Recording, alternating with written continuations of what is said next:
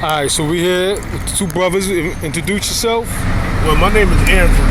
Andrew? Yeah. Okay. Any questions you want to ask me, give it to me. I mean, where you from? Are you from around here? Bronxdale. You from Bronxdale? 40 deep. 40 deep is 40 years. Okay, 40 years, okay. Where, first section? The second section, building 13, 1040. Okay. Right there where the flagpole is at. Okay, what years was you like out here? Was you out here as a teenager or? I would say I started coming out here maybe about, honestly speaking, eye to eye, I say about 76, 77. 76, 77? So what was it like in 76, 77, Bronxdale? Oh, a whole lot changed. I mean, as you can see, these benches wasn't even built here. Right. The entrance to the park was there, but it was a bigger wall. Right. Handball court was over here. Right. There was a baseball field. The park was easy to come into. They didn't have rules and regulations where you got to come in here with children. Right. You can't walk your dog. You can't come in at a certain time. The park wasn't locked up. I mean, a whole lot changed. Just like the sky, everything changes. Right. That whole field over there, that you say things changed. That whole field over there was actually an empty court lot, right? Where you had a lot of the jams at over there, right? I'll put it to you like this. Out of everything in this park that changed, there's only one thing that never changed. That bathroom. The bathroom, okay. That's the only thing in this park that never changed was that bathroom. Everything else changed in this park. Benches, rules, regulations, people, neighborhood, attitudes, development, everything. Okay, so 76, 77, you remember the music? Who was playing the music out here? Well, there was DJs like him, his cousin Lightning Lance, Disco B, Disco King Mario, Tex, DJ Hollywood, your brother KC, Grand Pio DJ Kenny Kent from Monroe. I mean, you had other DJs coming from Castle Hill, Throgs Neck, Monroe, Bronx River, Cool Deep Mixologist. I mean, you can go Cisco, Bucko, I mean, Little D. I mean, I could go on and on. Yeah? So it was a lot of DJs out here. It was a lot of DJs. And we missed that too. We miss it. Because the summer ain't the same like it used to be. Right. We went from having jams and music to soccer tournaments and baseball now. Right. Soccer. Who plays soccer? You know what I'm saying? Nah, I don't know that. Right. They made a soccer field out here. Black men don't play that much soccer, so I couldn't tell you who it is. Right. I'm no more music and history as far as that's concerned. But as far as sport, soccer, no. Baseball, sort of. Basketball, we always had basketball. So what you can tell me about the music history? Well, what do you want to know? On hip hop. What kind of music they used to play? You talking about bongo rock? You talking about the break beat? We talking about hip hop out here. This DJ right here. DJ CLYDE right here. CLYDE? Right here, where it said Rosedale Avenue, right there where that sign is at. He had a block that had the Sugar Hill Gang. No ever DJ What years ever was had this? that. What years? This came out about. Hey, I'm DJ CLYDE, man. Right. Here, man, from my home, Rosedale Park, man. I'm honored, first of all, to be here on your show, man. Right. Just to give truth, this is my brother Drew, man. He was down with us back in the days, man. Okay. DJ Larry Love, also Lightning Lance. You know, we all go back, man, and this brings back a lot of history, man. I'm honored that you asked me to come out here to talk about this, because as I speak about hip-hop, I speak it from a passion perspective. Okay. I'm not speaking as if, I wasn't here, I haven't lived it. I taste this, man. And, cats that were out here was like, he said, Disco King Mario, Tex DJ Hollywood, the mixologist Tyrone, Africa Bambaataa used to come through here. I mean, there was so many people that would come through here. This was like where it started at, man.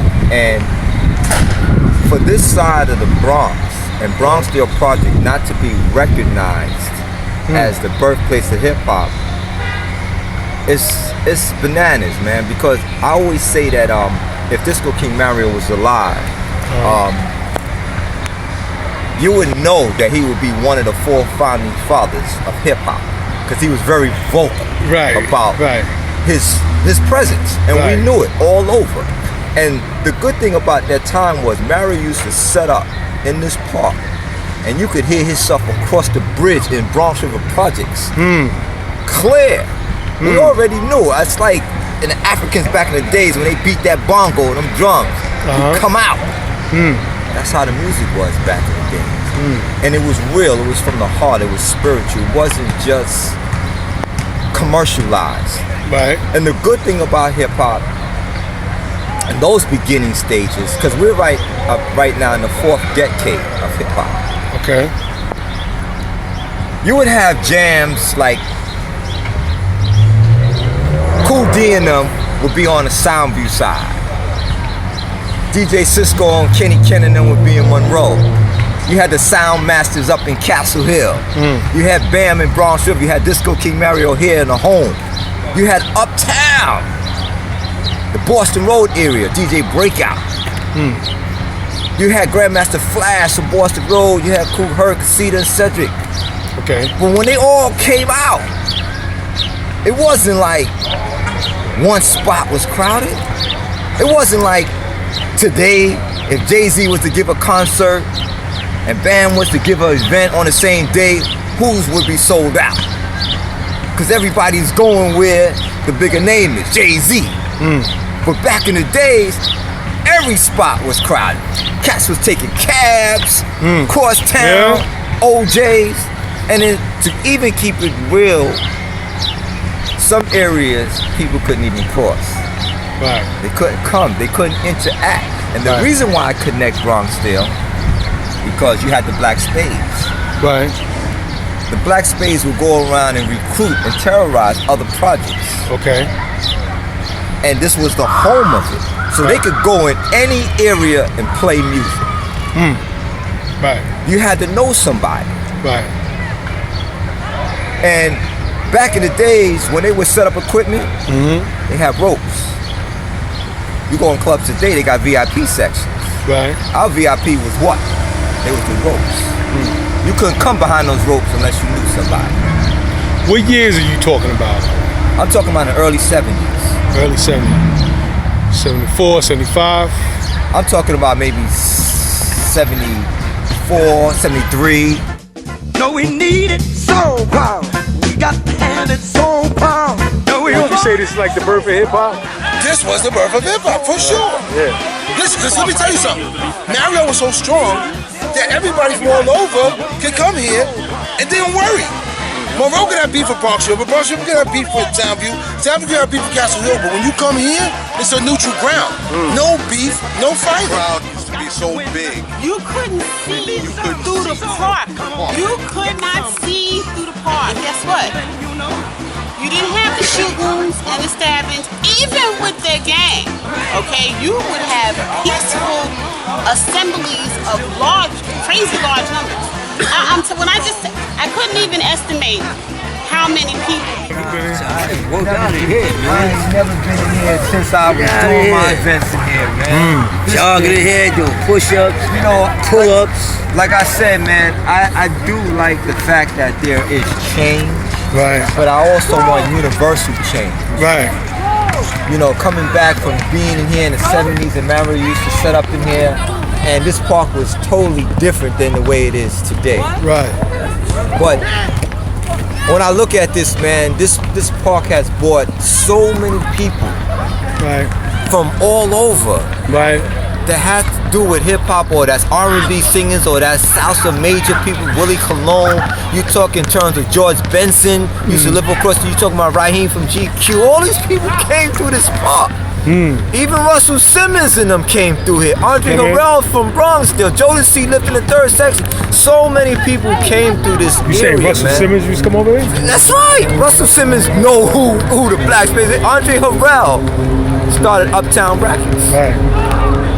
They worked together. Started Uptown Records, that's right. Listen, man, sometimes as time evolves, we kind of forget these little things. Right. You understand? So a lot of people came through this area, man. For this not to be recognized throughout the world, there's a problem. It's almost like you not being recognized that we are God's people. Like other people's getting the credit for us. Right.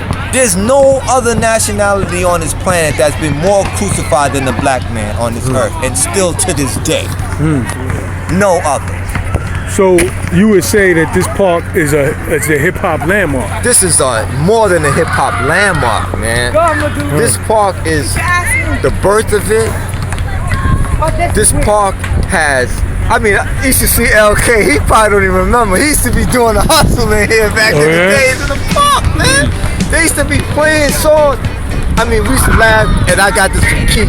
Tex DJ Hollywood used to play Good Times. He used to say he used to have 12 crates of Good Times, because that must have been one of his favorite songs he used to play all the time. But Mario would be out here doing the snake with the big hat on, with the hat with the lights on. And yo, man, where was y'all set up at in here? Well, most of the time on the other side. On the other side. Where that bathroom is at. Okay. At times I would set up in here. Okay. Right on this side right here. Right.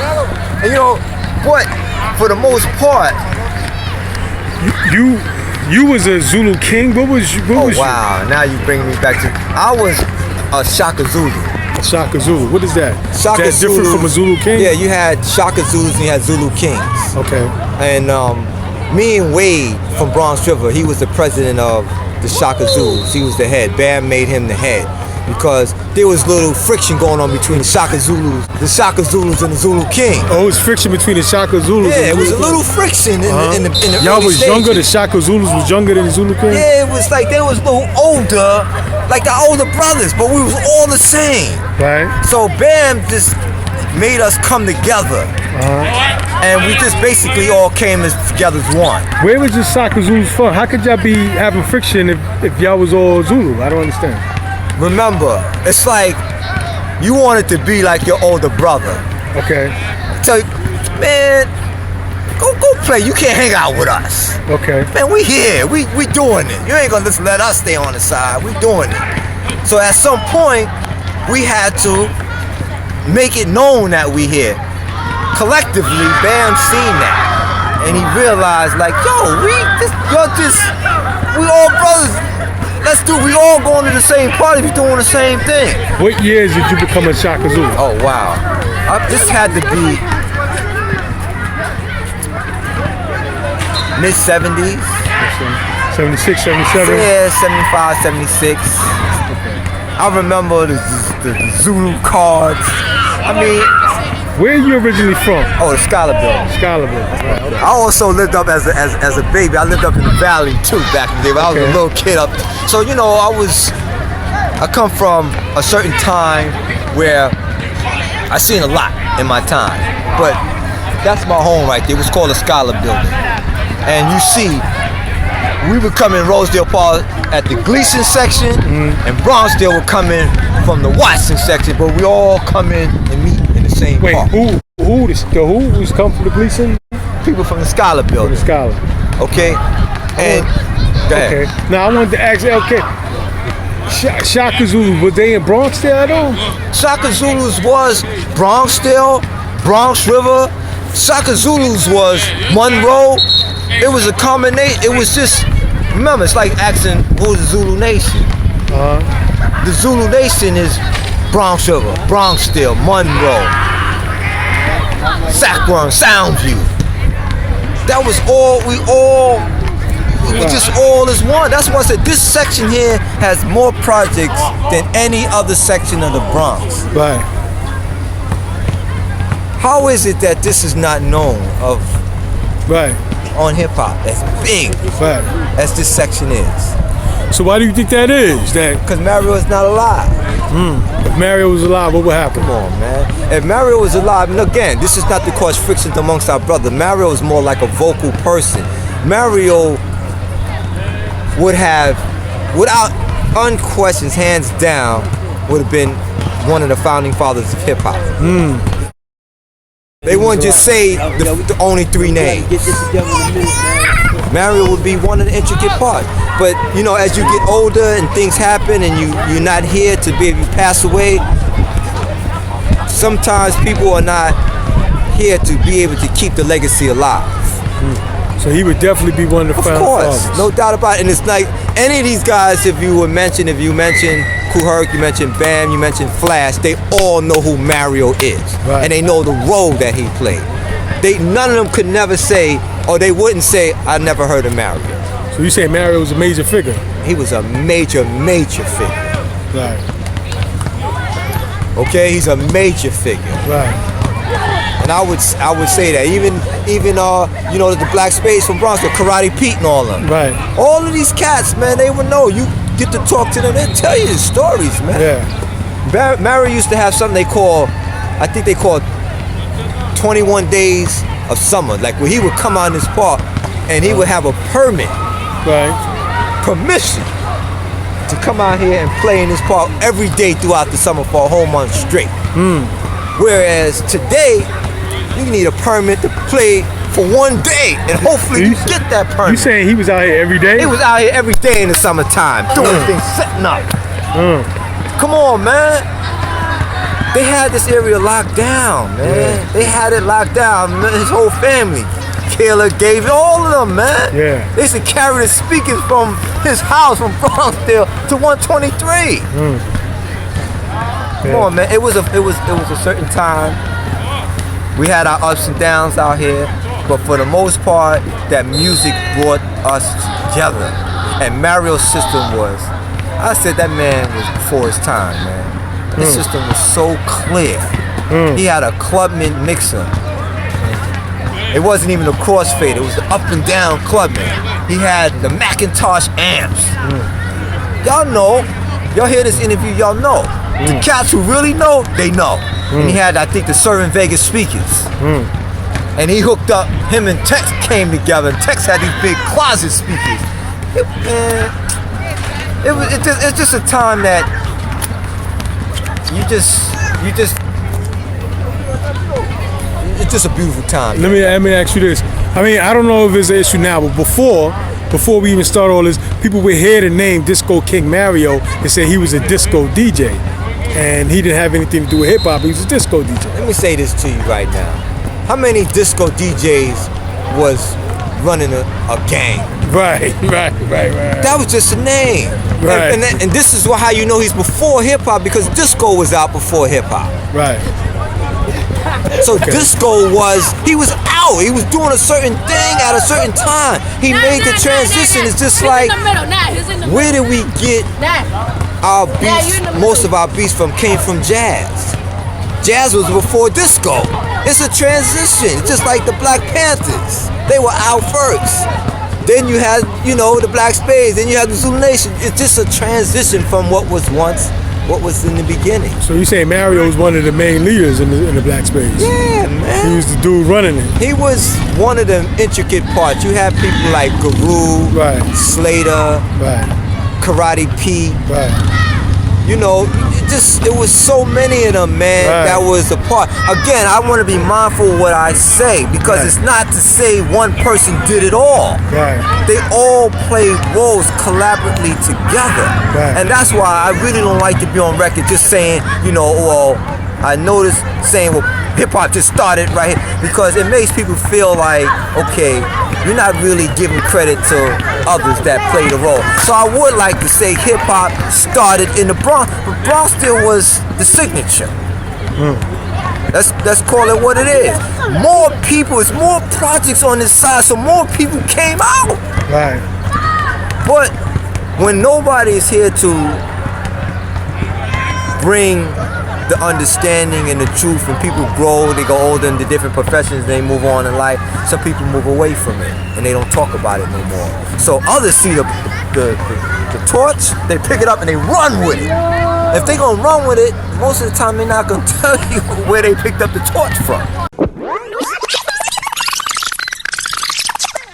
Others see the torch, they pick it up and they run with it. If they gonna run with it, most of the time they're not gonna tell you where they picked up the torch from. It's like seeing a movie. When you go see a movie, you go and see the movie, you wanna go in the beginning of the movie. You don't wanna come in the middle or the end of the movie, because you won't have a full understanding of the movie. Right. You wanna understand what this is really all about. Right. This is real, the birth of hip hop. This is real, where it all came from, how it evolved, the infinite stages. Today, hip hop is commercialized. Back in the days, we had break beats. We would be on the floor break dancing. We would, it was graffiti going on. Right. It was a style of clothing. Cats used to be out here smoking it. I'm not glorifying this. Right. Chunky Black, It's the reality. CLYDE dude. Right. The what? The Here and Now, the Right. Lethal McLean through the Chunky Black, that was what they was doing. And the hip hop cologne was Royal Bane D Champagne. It was cats in Bronx there who was getting money. They was going to Pap Up, stealing, dipping, and jostling like Green Eyed Genie and the rest of them. They were doing what they were doing. But it was still all part of hip hop because when Marion was playing music, cats in the corner was smoking that Monster Dust. You know what that is. They used to have to get a quart of milk so they could drink that milk and it bring them down from their get high. Y'all know what this was about. But at that time, people were doing what they were doing. I always would say, is security a part of hip hop? In other words, if Mario is playing music, he's on the mic. Right. And you got other cats doing security and a beef jumps off and he's entertaining the audience, Mario don't know what's going on over there because the security is selling in the beef. Because he's focused over here. Right. Well, is security part of hip hop? They have to be. The people who standing out here partying watching, they hip hop. They witnessed what was going on. They was making it all what it's all about. Everybody had their components. They could tell you their stories. Now let me ask you, because I saw you on the Green Eyed Genie thing.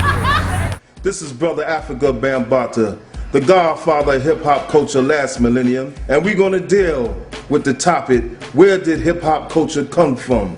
We have three brothers who came out of a great organization that we had back in the day called the organization, the almighty universal Zulu Nation, and even before it was a thing called the Zulu Nation or the organization, or even a word called hip-hop, or even a word called hip-hop as a culture. You will be hearing from the great Green-Eyed Genie, the man, the master, the great Lightning Lance, and also the coolest of the coolest, the mighty cool CLYDE. So y'all check them out. Get an understanding, an overstanding of what these brothers got to say dealing with hip-hop culture. Good evening. My name is the Green-Eyed Genie. I am one of the creators of hip-hop music. There's a reason why this music is all over the world today as you see it. In the introduction earlier, you just heard of Africa Bambaataa, the godfather of hip-hop, who I knew before he was even in existence in music in any form of fashion as a young kid that he was. My name is Stanley Harris, my regular name, aka Green-Eyed Genie. I come from the projects called the Bronx Project. And he got a thing saying the birth of hip hop and created hip hop. What was the Green-Eyed Genies? What was his place? What was his contributions to hip hop? Genie, as I said, he was about, they was getting money.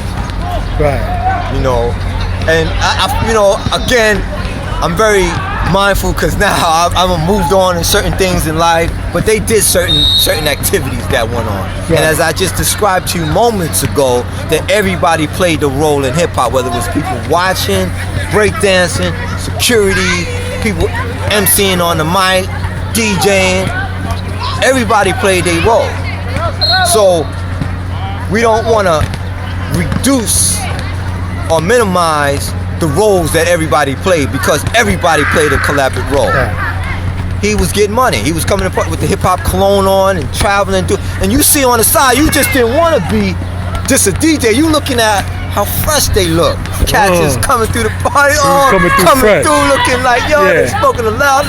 What y'all called it? Fresh? What y'all called it? Fly? It was fly, it was fresh. It was just a certain time, man, where swag. What was he wearing? What was he wearing? Like it's green and white Pumas, man. Green and white Pumas. That was like obsolete back then. Yeah. You know, walking around with the afros, walking around with sheepskin vests on in the summertime. Come on, man. This is stuff you looking at, you like. I remember all this clear as day, And you man. said hip hop cologne. What is that? Royal Bane D Champagne, CARON. That's the company, Quran. Y'all check that out, man. And that's Cats who was getting money with weird stuff like that. I remember a cat from Bronx River, he passed away. His name was Little D. Okay. He used to be in 123 okay. with the green and white Pumas on. He had a bunch of brothers in them from Bronx River collecting money. You know, just counting money on the side, fresh. You could smell the cologne. And that's what they was doing. That was his role. He wasn't on the mic rapping. stick-up kids. Yeah, okay. That's what he was doing. And it wasn't like today everybody got guns on. Certain cats who carry artillery, you know what they were doing. Right. That was their thing. It wasn't like he was doing it, this one is doing it, this one is doing it. That's what they were doing. They was getting their money that way. DJs was getting their money. MCs was rapping. Security was doing their thing. Breakers was breaking. They were doing. Graffiti writers was doing. Everybody was doing their thing. It wasn't like graffiti writers was carrying guns and all that, wanted to do security. They wasn't doing that. At what point did all this interviews and everybody doing it became watered down? You know the cat that you watched growing up as a baby wasn't doing that. Used to change his diapers. Now all of a sudden he's a stick-up kid ready to murder. Come on, man. Where did this all? Where did the game just change? So you saying Green-Eyed Genie was just coming through, flossing and fresh with the gear and the money and the swagger? Them cats they was getting it. They was getting it. They was doing what they was doing. They would make. Even though when you look at it. And he was young, right? He was like real young. Cats was young, man. Just young doing. When you think about it back then, you might think they were old. When you look back now, you was like, yo, man, these like kids, man, teenagers, man, young doing this. But that was part of it, man. You know, that was during that time when the Acapulco Gold, you know, all this stuff was out. And then you look at the different stages that weed have went through. Marijuana, herb, Chiba, Chunky Black, Lethal McLethal, Chronic, Purple Haze, all these different names, Sour Diesel, all these different names, all of this stuff. It's so many different names that they call trees. But it was a part of what was going on at a certain time. And again, I want to overemphasize, I'm not glorifying them. You ask me a question, I'm being truthful, I'm telling you what that time was like. I'm just trying to bring it to that time. Right. So another thing, was it like a lot of fighting going on? What was the atmosphere? Was it, by the time you talking like mid-70s, late 70s, the gang aspect was kind of over, right? What was it like? You know, I remember most of the time that it was like fun. It was music. People in the park doing the hustle. You know what I mean? You know, doing the freak and all that stuff. It was a party mode. People wasn't coming out here to look for beefs. But if there was a beef, it was getting settled. The black space shut anything down. Nobody was coming here doing shootouts and all that. Nah, that wasn't happening. It was a certain type of moral among the gangs that was out at the time. And I even would say, even at that time, that even the gang members respect their parents. They protected their parents when they came in. They wasn't being disrespectful. Even at the time when they was housing police, what I would always would say, when the problem went wrong with these police having these shootings, killing blacks unjustly, is when they started separating the police department. You had the transit police, you had the housing police, you had the New York City police, they were separated. The housing police knew everybody in the projects. If they knew your name and your last name, and they knew who your mother was, if you had a problem, they would say, listen, yo Mike, yo Kevin, listen, your mom's is coming. I'm gonna make sure. So what they would do is tell you, y'all two go cool it off. Some of them would even go in their pocket, the police, and give them 25 cents or $1 and tell them to go to the store and they go get this little candy bar or something like that, and they good. Cops was not being intimidated for the people that lived in their community, because they already knew the people. So that's what they should do, have police officers that lived in the community. Because if you live and you know everybody, you already know that's officer such and such. You know to respect him. He ain't walking around with his gun all paranoid, coming from Scarsdale, from somewhere else, into the hood. people in the hood have a certain swag or certain things that they do. You could be listening to something on headphones or walking a certain way. If an officer who doesn't understand our way, our culture, oh, he's reaching for a gun, he's doing something, they don't understand. Right. But if you have somebody who understands, who live here, they already understand what this person is about. So let me ask you, do you remember any battles that happened, hip-hop battles, DJ battles that happened in this park? I remember just a lot of different MCs, like Love Bucks, like not Love, but Busy B Starsky coming through, Hutch Hutch, Nelly Nell. I remember you said who? Melly Mel? No, Nelly Nell. Well, Melly Mel came through here too. Nelly Nell, he was from Lafayette, boy. Okay. He used to marry, he used to, a lot, listen. The reason why I say marry, you just brought something back to me. Jazzy J, who was down with Africa Bambaataa, who did Planet Rock, who did all of these different songs, for Tila Rock and all these different, he was Mario's DJ first, before he got down with that. Grand Wizard Theodore was Mario's DJ before he got down. Why is that not known? That's what I want to know. Because, like anything else, you have to search for the truth. For those that understand the truth, it's not being preserved to bring that information out, you will never know. Right. But they don't deny that. If you ask them, Grand Wizard Theodore honestly would say, you know, I respect Theodore too. Right. You know, I respect him. And he would honestly say that, because he's a humble type of dude, you know what I'm saying? He'll tell you straight out, yeah, I'm down with Mario, you know? But, you know, Mario's not here anymore. So people move on in life and they do what they do. But a lot of people came from Andre Harrell, who started Uptown Records, who had Christopher Williams, Jodeci, all these different people down with him, started from Disco King Mario. And I got to talk to Andre Harrell. Oh, yeah? Come on, he admitted all this stuff, man.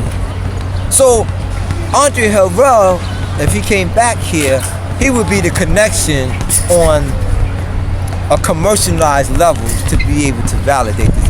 If Mario was still alive right now, doing well, that would happen. Mario, I can see Mario sitting down with Bam, Flash, Kirk, Russell Simmons, and any time a concert like Jay-Z and them would be doing, they would have to pay contribution to